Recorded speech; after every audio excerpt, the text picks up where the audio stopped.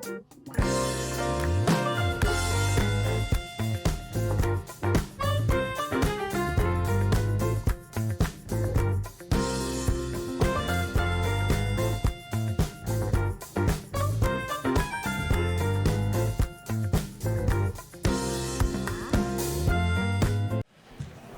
afternoon, everyone. Thank you so much for joining us.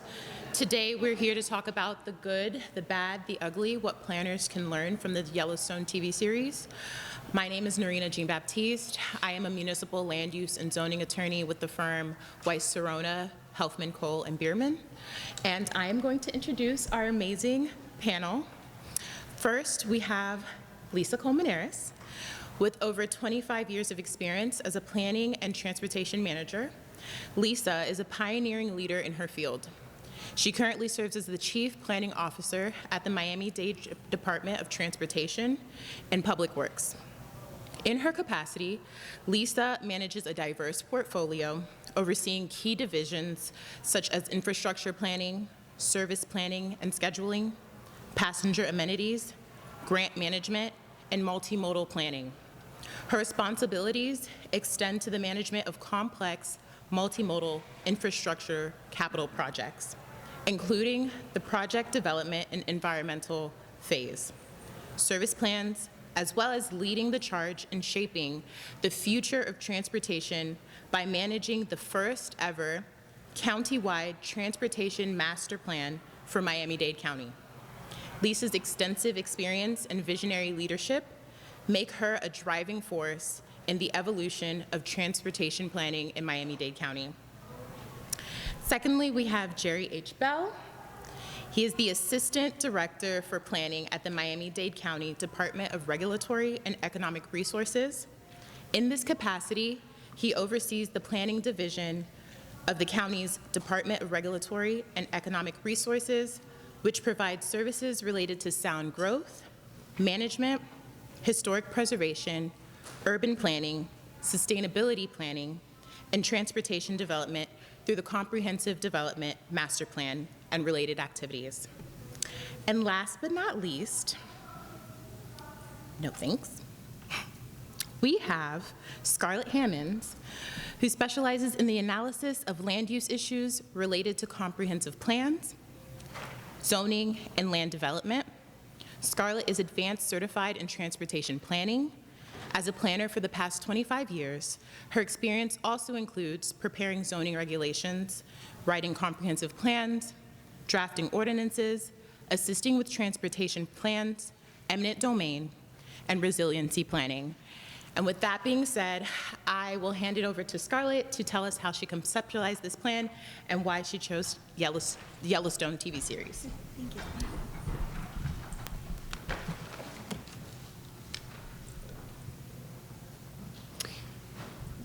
Good afternoon. Scarlet Hammons. I'm a planner with the Cordino Group.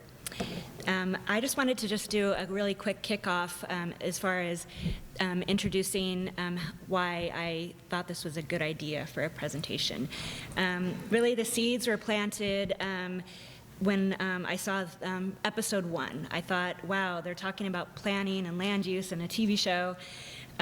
It was a ritual with my roommate on evenings. We would get together and get in our PJs and have some snacks and watch a few episodes. And she wasn't a planner, so she thought I was ridiculous when I would get excited about planning issues in a TV show, because she was really there for the cute man and the drama. But she put up with me. So I thought this was just a great way to segue into some of the difficult issues that planners face on a daily basis, and you'll hear a lot of stories that we've brought to you from our experiences, and that kind of touches on the lack of equity in planning. Eminent domain is a big theme. Development pressures that come with planning issues and protecting and conservation, protecting land, where it's right to build, where it's wrong to build. And we're not going to go through episode by episode by any means, but we're just going to give you some of the general overarching topics that come up during the show. And with that, I really thank you all for joining us, and I thank these three for going along with my idea, and I think we put together a great presentation for you. And I'm going to hand it back over to our moderator. In the TV show Yellowstone, eminent domain is a recurring theme involving the Dutton family, who owns the largest contiguous ranch in the United States. In the show, developers, politicians, and corporations often attempt to use eminent domain to acquire the Duttons' land for projects like housing development, an airport, or resort. This legal conflict drives the tension between the Duttons and these outside interests, leading to various plot developments and power struggles throughout the series. But what exactly is eminent domain? So eminent domain is the power vested in the state as sovereign to take private property for public use without the consent of an owner whenever necessity demands and upon paying just compensation. The sources of authority, we have the United States and Florida constitutions. They broadly authorize the exercise of eminent domain power to condemn private property for a public purpose. On this slide, you will see several sources of authority outlined in both the Florida Constitution and statutory provisions. Those provisions require that the acquisition of private property must be for a public use, that the owner has notice and an opportunity to be heard, and that just compensation is given. In Florida, eminent domain powers can be exercised by the state, county, and municipal governments. Administrative agencies, such as the school boards, the Florida Department of Transportation, railroads, and utility companies also have eminent domain powers. So who has the burden of proof? An entity that exercises eminent domain powers bears the initial burden to demonstrate that the property being acquired is intended for a public purpose and is reasonably needed in order to accomplish that public purpose. So examples of when eminent domain is employed for a public purpose would be infrastructure development, public facilities, utilities, and disaster preparedness. So with this background, this brief background, we examine the meeting over Yellowstone Ranch's future.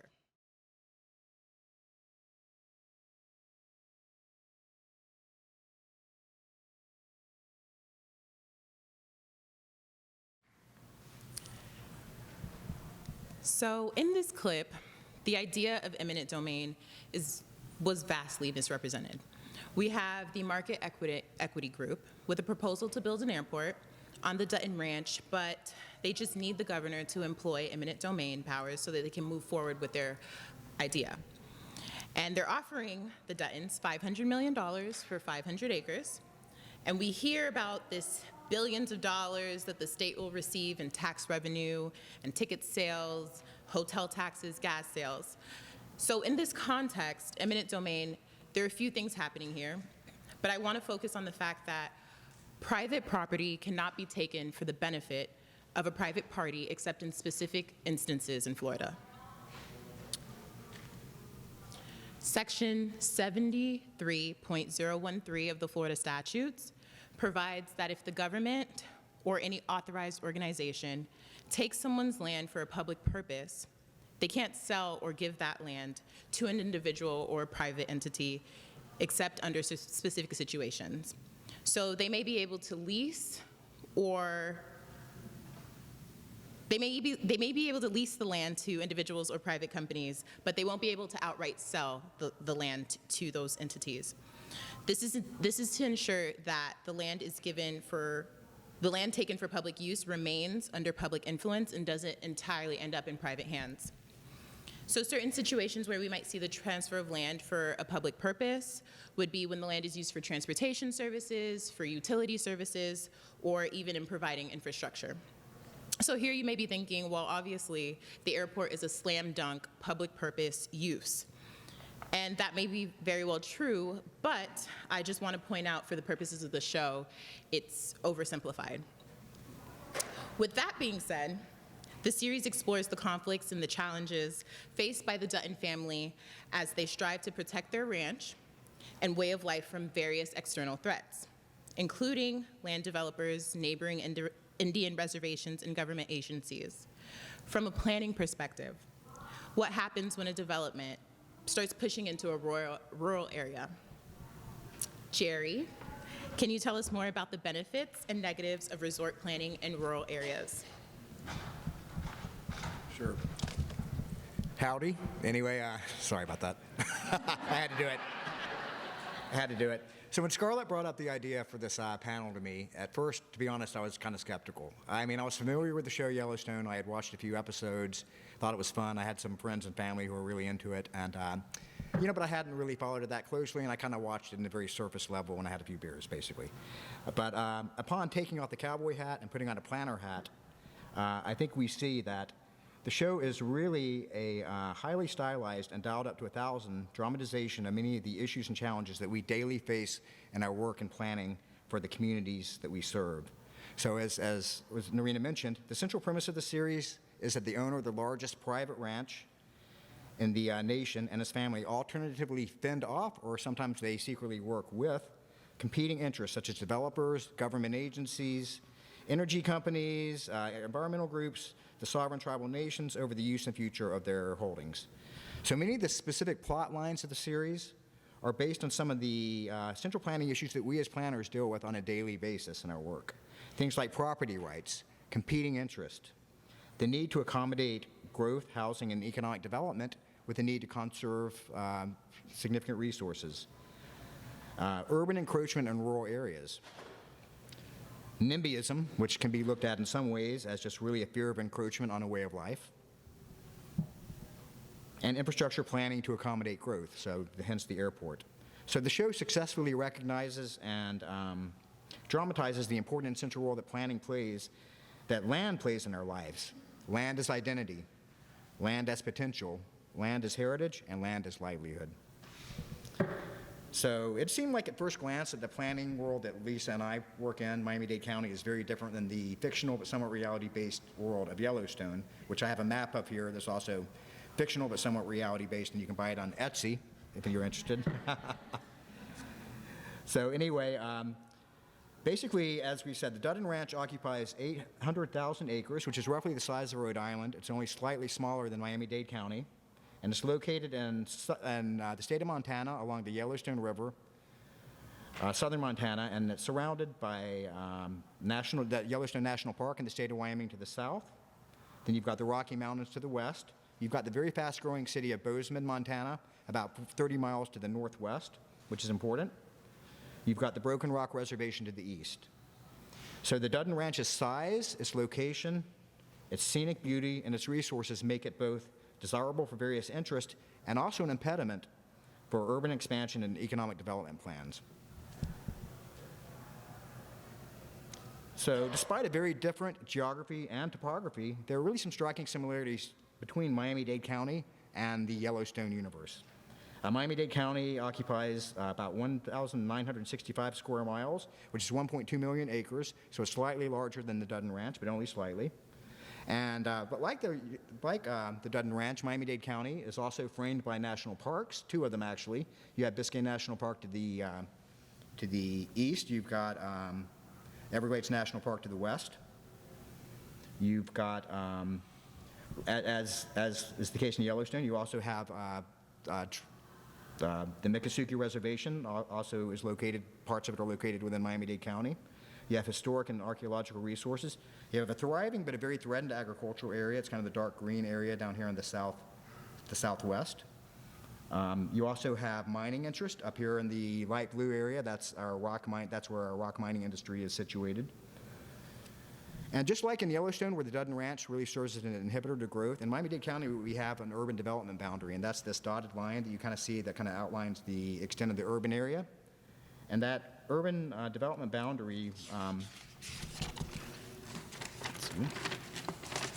really serves, as the Dutton Ranch does, though, to inhibit growth. The purpose of the urban development boundary is to control and modulate urban expansion as a mechanism to protect our national parks, to conserve our environmental resources, to also promote smart growth, because we're really trying to contain growth within the boundary and create some transit-oriented development along our major transit corridors. So that's also the urban development boundary plays a big role in that as well. It prevents sprawl, and also we need to maintain land to maintain our agriculture and our rock mining industries. So it seems like a fairly benign line in the map and a regulatory tool, but it's also the subject of some of the most heated land use battles in South Florida, absent the gunplay usually. So a lot of big issues with that. So Lisa and I are going to talk about two projects that have some relevance to Yellowstone in this topic. So in 2016, we received two separate but related development applications that, if approved, would result in the largest mall in North America, as well as basically a new city located south of the mall.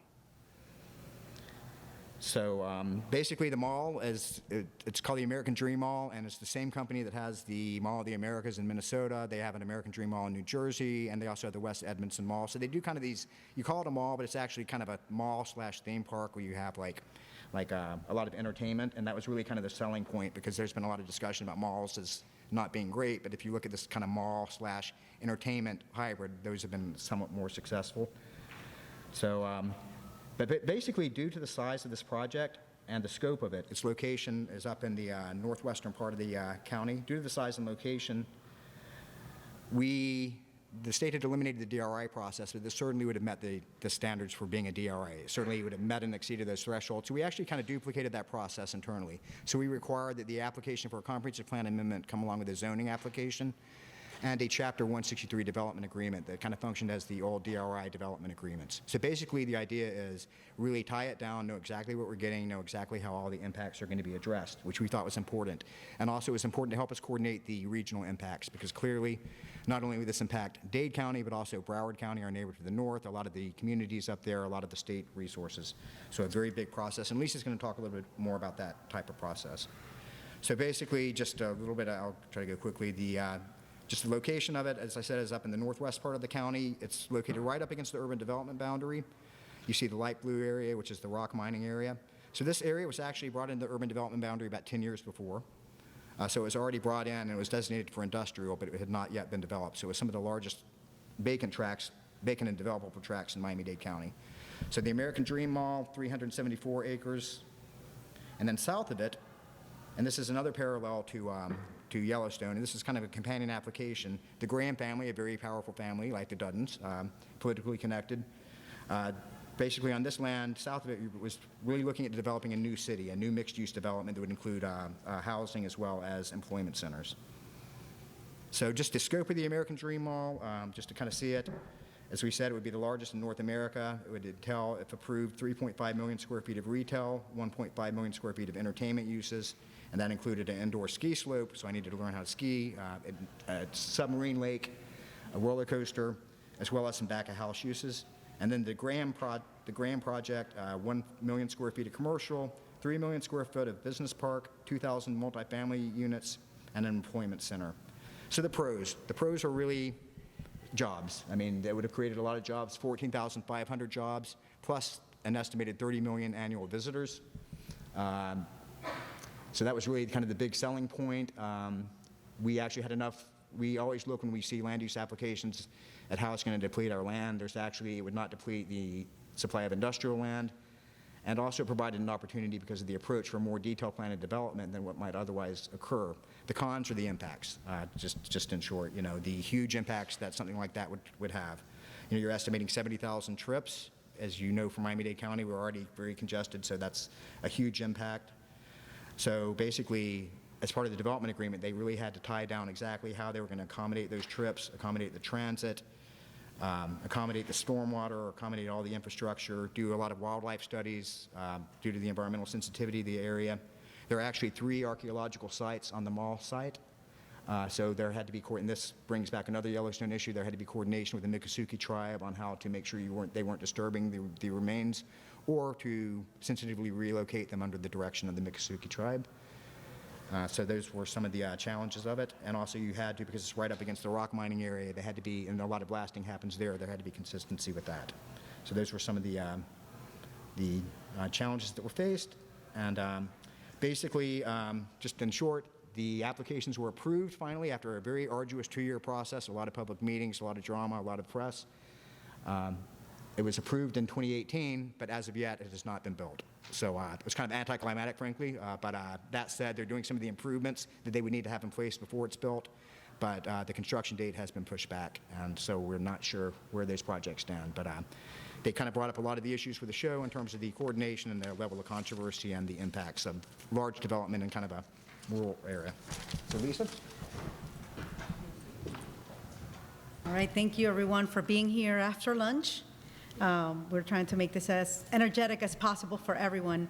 So you see Jerry and I talking about these developments, but it really takes a village and a lot of people to work on these developments and these reviews, and a large group of people. So when we were working on American Dream and the Graham properties, I was actually working for the Florida Department of Transportation and leading the review from a transportation point of view. And now I'm with Miami-Dade County, and so we did have a lot of traffic engineers, transportation planners working just on the traffic. And at the Florida Department of Transportation, we did have two districts, District 4 and District 6. So we had Broward County and we had Miami-Dade County because of where the location of the developments were sitting. We also had 8 municipalities working with us because we had 4 municipalities in Miami and 4 in Dade. We had Miami Lakes, and I know that one of the planners who used to work there is in the room. We had Hialeah Gardens, Miami Gardens. We also had Sunrise, Pembroke Pines, Miramar, Weston. Like, they were all working with us, looking at the impacts of these developments and working with us in a room with the South Florida Regional Planning Council, and also with the transit agencies and all kinds of different reviewers for these projects. So just to show you like a little timeline, around 2015, the developers, and we did have 2 different developers, 2 different traffic engineers, but they did coordinate amongst themselves, came to see us, and we did have a very large workshop with county planners, FDOT planners, municipal planners, and the applicants' planners, attorneys, and so forth, meeting and looking at what would be the methodology for the traffic impact studies that we were going to be looking at the infrastructure. And the applications were filed with the county to amend the Comprehensive Development Master Plan, and Jerry was the lead for the review from the Comprehensive Development Master Plan. We agreed with the developers because of the large impact, and when I'm telling you large impact, we had 5,784 trips in the PM peak for the after externalization, internalization of the project. So there was a lot of traffic that was generated by these developments. So they both agreed, the American Dream and Graham agreed to go through the development of regional impact, even though they were not required, so they could answer 21 questions to look at the impacts from these developments, which was very important and kept us within a framework that was very organized, so we can review these projects and kind of be able to collaborate with the different state, regional, and local partners. So that kept the reviews organized and also kept us with milestones that we could all look closely to work together, and also meet with the developers at different times and ask them for different pieces of information. So that was key to the process. And so one of the things that were important in looking at the transportation impact analysis was also looking at the methodology that they were employing, because this was a resort kind of planning traffic analyses, the developers had hired some traffic experts that had worked maybe in Disney World, and maybe they were not very familiar with our local realities in Miami, and they thought that maybe there would be a lot of tourists and so forth, and a lot of tourists, when they come to the Orlando area, they may not be familiar with the roadway network. So people might take the turnpike and maybe travel longer and pay a toll to get to Disney World or Universal, but that's not the case in Miami-Dade. Like, people are going to take I-75. They're not going to pay a toll. They're necessarily not going to take a turnpike to go all the way around. They are going to take the local roads, and they're not going to pay more or travel longer to get to the development. So those were some of the things that we had to talk to the developers about, just to look at what were the impacts to the traffic network. So when we work with the developers, we did look at going to the board And I remember I was telling a little story to Jerry and the team of where, I remember where I was because I was representing our state secretary in a meeting in Miami Beach. And I had to run out because they called me and they said, the staff walked out, Lisa. They don't want to get up at the dais.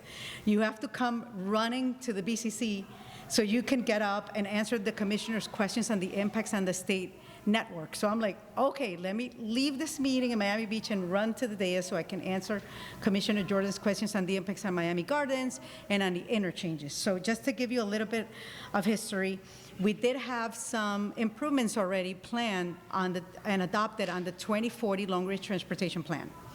And some of those were already widenings to I-75, the interstate, and also to the interchanges. But what happened? The capacity that these projects and the trips that these projects generated ate up that capacity. So we told them, you can't use these projects. You have to mitigate for your own trips. And those impacts went all the way up to Sunrise Boulevard and all the way down to Miami Gardens. So you guys really have to create a network, and you guys have to do an interchange modification report. You guys have to add, and DOT work with the developer to leave the envelope so they can add their improvements to the network. So it's very important to work very collaboratively with the municipalities, with the county, with FDOT, also with the developer, so everybody can understand what those impacts are, and that way you can provide the appropriate infrastructure, because we did have a lot of groups of people, community meetings that they were asking, how is this going to affect my property? Am I going to be able to get to Walmart and do shopping in my store? So we had to meet with a lot of community members and explain what the impacts were, and also provide those. And now Jerry's going to come up to you and explain some. We're going to get into our second project. Okay, so on this slide, we're taking kind of a bigger picture look at the UDB itself, and we talked about it a little bit on the earlier slide. But basically, the UDB has been in place in some form since 1975. It was formalized really in its current form in 1988 when you had a lot of the current comprehensive plan, or a lot of to address a lot of the comprehensive plan requirements in place at that time. But it's been in place for that amount of time, and there's always kind of the perception that it's very easy to move the UDB in Miami-Dade County, and that's actually not correct. It's a very arduous process to move the boundary. We only accept applications on odd-numbered years in May, the month of May, during odd-numbered years. It also requires a supermajority vote of our commission to pass any of the UDB application amendments. So it's a pretty hard process, as well as an expensive process. And as a result, I mean, it seems like a lot. If you look at the map, it looks like a lot has been brought in, and it has, but it really equates only to 417.75 acres, which in the bigger context of Miami-Dade County is not a great area. But that said, the UDB process, as I said, is very hard, and one of the lessons that we took from the ADM project is that DRI process. And we put in place some amendments, policy changes in 2020 that would require any UDB application to follow a similar process. So you file the application to bring the land into the urban development boundary. You file an application to change the land use from whatever it is, which is typically going to be agriculture, to a special district. And that special district, you have to be very specific and prescriptive in terms of the development proposal, the development parameters, what will be allowed. We want to, if you're going to bring land into the UDB, we want to know exactly what the impacts are and how they're going to be addressed. It also has to have a concurrent zoning application, and it has to have a concurrent development agreement. So a very similar process to the ADM. And there are also a number of policies that have to be achieved. In order to bring land into the UDB, as a threshold, you have to demonstrate that there's a need, that you can accommodate the proposed development within the UDB, and there are a lot of other requirements that they must follow. That said, we received an application in 2021 called the Aligned Application, and it's for 800 plus acres. So basically, it would double the size of all the UDB applications that had been approved before. This is located basically, if you're familiar with Miami-Dade County, it's on the southern part of the county. It's actually on the east side of the urban development boundary, kind of between Biscayne National Park. You got Homestead Air Base down there, City of Homestead, Florida City.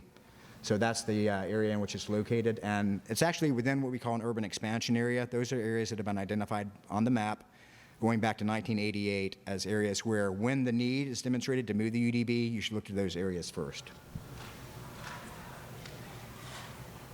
So basically, and I'll talk about this a little bit on the next slide. I'm going to go to this one. So basically, one thing that was unique about this project is that is how it's phased out. So what they were looking to do is basically do what they called the South Data Logistics Center. And that's really kind of looking at, and this was kind of, after COVID particularly, you had a lot of online shopping, a lot of need for these warehouses and logistics space. They presented it as being for a Fortune 50 company. They never identified the company, but we think it rhymed with Slamazon anyway. So they wanted to bring it in. And what was interesting about it, though, is the area they were looking at, the phase one, the first phase, and this is the area they wanted to build, the heart of the center, is the area farthest from the urban development boundary. It's this area here in the kind of, that I've got the cursor, kind of in the southeastern part of it. So the problem with that is that in order to move the UDB, it has to be contiguous. So they would have to bring in all the land to the west of it, going over to the urban development boundary line. So that way, so what they had is this three-phase development. In the first phase, and this is where they wanted to develop first, would be 2.6 million square feet of industrial, 20,000 square feet of supportive commercial. Then phase two are these parcels over here to the west, so they're not contiguous to phase one. And that would be for 2.3 million square feet of industrial, 80,000 feet of supported commercial, a 150-room hotel. And you had this area in between phase three. And this area was not owned or under contract by the applicants, and that was over half of it, 424 acres. So they had basically within the special district worked out some broad parameters, but they never had the buy-in. So the challenge that presented is we had the requirements put in place that they had to be concurrent with zoning. For zoning, unlike comp plan, you have to have sign off by all the development owners. So they looked at going in and changing that policy itself to require that only 49% had to be, and that happened to match their number, covered by the development agreement, but covered by the application. So that was one of the concerns we had is you change the policy for this, then everybody can come in and just kind of change the policies to fit their development. So that was one of the concerns. So our staff recommended denial and not transmit. Pretty strong denial for a lot of reasons. First off, I said that there has to be a threshold demonstration of need. Actually, if you look within the boundary, there's not plenty, but there's an ample supply of industrial land to accommodate maybe not 800 acres, but at least the 250 acres of the phase one, which is really the impetus for the whole project. So there was never that demonstration. We felt that it was going to undermine a lot of our policies for, smart growth within the UDB. It's going to undermine our efforts. It's going to leave these parcels within the urban boundary vacant while developing outside. So it sets that precedent. A lot of environmental concerns. There's the comprehensive Everglades restoration program. So part of the land is in their footprint. We have a lot of policies about preserving agriculture and how that's mitigated. Environmental concerns. A lot of community opposition. There's a whole organization called Hold the Line that's basically sole purpose is to fight applications to move the boundary, so they were very much against it. It also got a lot of press, a lot of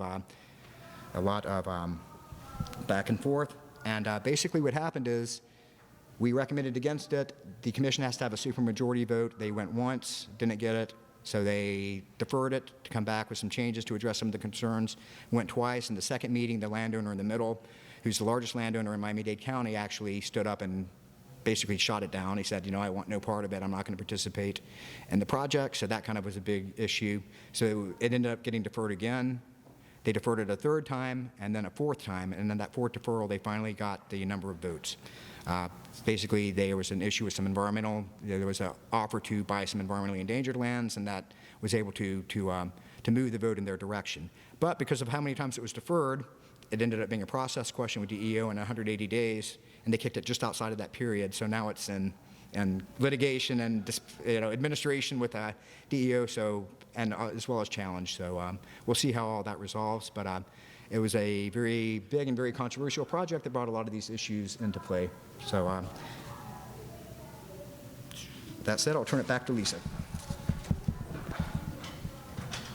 So this project was very interesting, and Francisco Arbeláez from our staff, he's our development supervisor. When this project came in, he's like, Lisa, I need to see you in your office. I need to explain this project. I need to brief you. We need your attention, and the directors probably, quite honestly. And I'm like, okay, because Francisco processes over 1,000 applications every year with the development team, working with Jerry and his team. And one of the things that really was shocking to me, which was different than American Dream and Graham, was that the teams were not working. We didn't have like a master plan for the 3 phases. So even reviewing the traffic was a little bit challenging, and reviewing the infrastructure. So one concept that is important that we have in our comprehensive development master plan is public facilities, right? Which are major capital improvements, including but not limited to transportation, sanitary sewer, solid waste, drainage, potable water, educational, park, recreational facilities, health systems, and facilities as provided by Florida statutes, right? So when we looked at this one, it didn't really have as many trips as American Dream and Graham, right? This only had 963 external trips, but it was really struggling at the level of demonstrating how they were going to meet the level of service. We didn't have a comprehensive analysis of roadway network required for the 3 phases. They didn't have the dedicated and planned facilities. They just wanted to do like a prop share and walk away. And I'm like, but you have to do within your special district, you have to provide your facilities. This is not, you can't pay a prop share within your special district. And the other, one of the things that was the most alarming to us was that there was a bridge to cross 117th Avenue because they were already utilizing the capacity of some of our county facilities. And within our coastal management element, they could be subject to an improvement bond restriction. We do have that on public expenditures and infrastructure, so the developer needs to provide all of the necessary materials to complete the review from the water management district. And additionally, they also need to cost the construction or construct collectively for all 3 phases. So they were only proposing, because it's an 80-foot right-of-way for the entire bridge, they're like, oh, we're going to construct a 40-feet 2-lane crossing over the canal on our side. And we're like, no, you'll do 3 lanes, and then, at least so we can have a full bridge going in both directions, and then when the other phases come in, they'll do the other 2 lanes, but you'll leave the envelope. So that's how we kind of agreed to that. And we also, which was added actually by the board during the meeting, was that you'll also construct but also maintain all the roads. It shouldn't be the responsibility of us within your district to maintain the roads that you will be constructing within your special district. So all of that was some of the things that we did. One of the things that was very easier to work with the developers was the level of service standards in transit. So we were able to work with them on the infrastructure, passenger amenities, and also the bus routes for transit. So that was a win, and that was easy, and we took that out of the way quickly. So one of the issues that were mostly pending was the bridge and the roadway facilities. So with that said, I now am going to turn it back to Scarlet, and she will talk to you about some other issues relating to equity and others. Thank you. So we've heard a couple different topics, general overriding topics, development issues that we've got a lot of great examples that from Lisa and Jerry talking about different development pressures and how that has been a struggle. And we've also heard about eminent domain. I'm going to take a little bit of a different turn now. Another overriding theme within the show is, I'll call it kind of cowboys versus Indians, and that is a topic with the natives that live there, that they used to be on that property. There's one quote right out of one of the episodes that they say that the ranch was originally for everyone to live with the land and not on it. And that land really didn't belong to anyone, it belonged to everyone. And then it was taken from the native people there, and they were forced to leave and or murdered.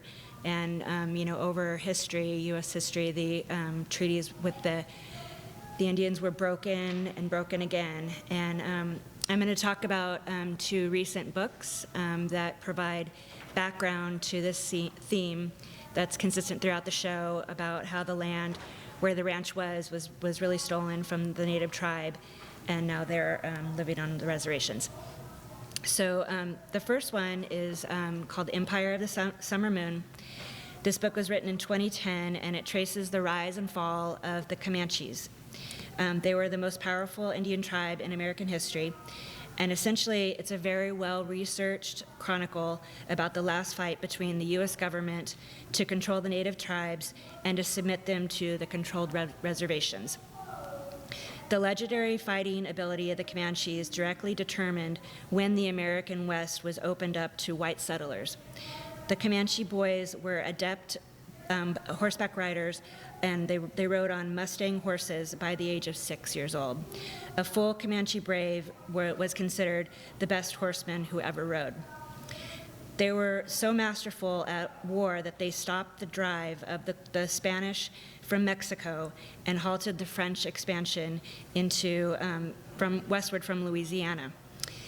If the Comanches had not defeated the Europeans, the Spanish and French may have claimed the West first, and the country may be a very different place than what we know it today.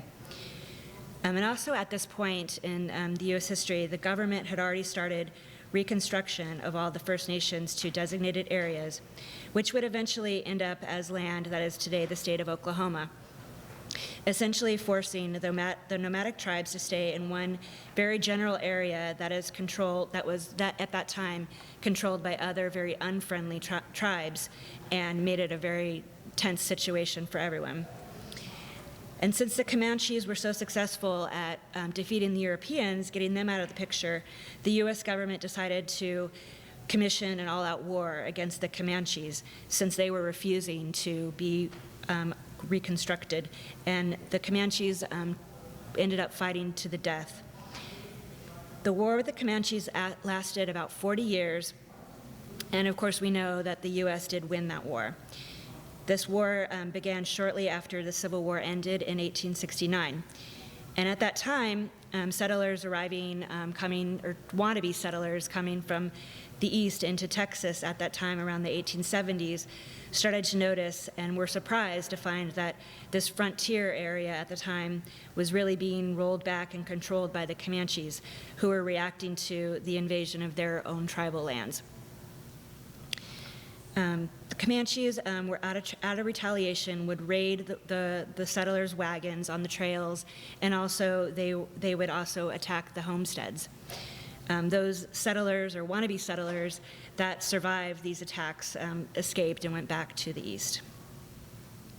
This book is very well written and goes into much historical detail on the technical aspects of how the Comanches were so successful at winning battles due to training and just the fact that the Mustang horse was the perfect vehicle for their style of fighting, which was to get in and get out quickly, and they fought with bows and arrows on their horseback as they were running. Eventually, though, the U.S. side wins.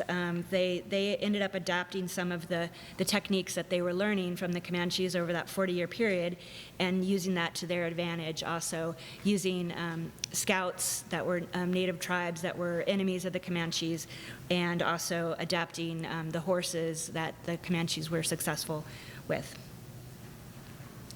While this story is not based in modern-day Montana, it gives a very chilling and detailed account of what happened when the U.S. government did a forceful land grab, and this is definitely a common theme throughout the Yellowstone series. The second book is a little bit more recent. This is The Killers of the Flower Moon. And this is actually made into a major motion picture that's coming out, I think, in October. This is a story of in the 1920s, the Osage Indians were basically the richest people per capita in the world. And that's due to their fortune of being able to purchase, they were on a reservation, but they purchased their reservation land. And there was oil discovered in that land, and they through the way that they had purchased it, they purchased the head rights, and head rights cannot be sold; they could only be inherited. So that really kind of set the stage for, and there's a few other factors that I'll go into, but it set the stage for pretty much a very significant situation where they were just being outright murdered and nobody was really paying much attention to it. They started to be killed off. This book focuses on a family of Molly Burkhart. She became one of the prime targets of the murders, and her relatives were also killed. Some of them shot, some of them poisoned, some of them bombed in their homes. This was just the very beginning, and more members of the tribe began to die under these mysterious circumstances that nobody was really investigating. That is, and it's also important to note that there were people that were trying to start investigations, but they were murdered as well. This death toll climbed up to about 24 people, and then the Federal Bureau of Investigations, which was a very, very new organization at the time, took over and started to look into what was happening in this rural area of Oklahoma. The investigation was really the first major homicide investigation of the Bureau, and it didn't go very well at first. So the very new director of the FBI, J. Edgar Hoover, turned to hire a former Texas Ranger named Tom White to unravel this mystery. He put together an undercover team. They went undercover and started to investigate, and the agents infiltrated the region, and they were just kind of learning their new detective techniques at the time. So that was kind of a part of the story, is that this is just kind of the growth of the FBI and its birth. They were able to coordinate and work with some of the Osage, and they began to expose this conspiracy. So as illegal adults, the Osage Indians were not able to have control of their own money. They were at the mercy of dealing with all their finances. If they wanted a bank account or anything, they needed to go through a white man. And due to that situation, this legal situation that they were forced to comply with, they were systematically robbed, they were cheated, and then they were, eventually there was this campaign to murder them, and this was really being at first overlooked by authorities. And virtually every element of the society at that time was really complicit with this system because they were benefiting, and most of them did escape without accountability and took much of their wealth. Just to wrap up and bring it a little bit on a personal basis, why this story really hit home with me is that my family, I didn't grow up in Oklahoma, but most of my family, my mother, her parents, my aunts, uncles, all my cousins did, and they grew up right in this area, like this exact area where this happened. And I was talking to my cousin recently, about 6 months before this book came out, coincidentally, and she was telling me about how her grandfather, not on my side of our relation, but on her father's side, was an attorney that actually was one of the people that facilitated the financial dealings for them. And it was pretty interesting because my cousin explained it to me that she was told that the Osage just needed help with their finances, and he was a trustful person, so they went to him. But what it really brought out to me after reading this book and understanding the whole full history of what happened there, it was really, a lot of things were just swept under the carpet, and she wasn't really told the full history of why they were in this situation and how that got passed down through generations. And I obviously never would have known if I hadn't read this book. So that is something that is, I think, relating it back to planning, is that it really helps us to understand where we came from and why the U.S. is how it is today. With that, I think we still have a few minutes for some questions. And I just wanted to let you guys know, if anybody is asking questions, we're being recorded, so just full disclosure. So, thank you very much.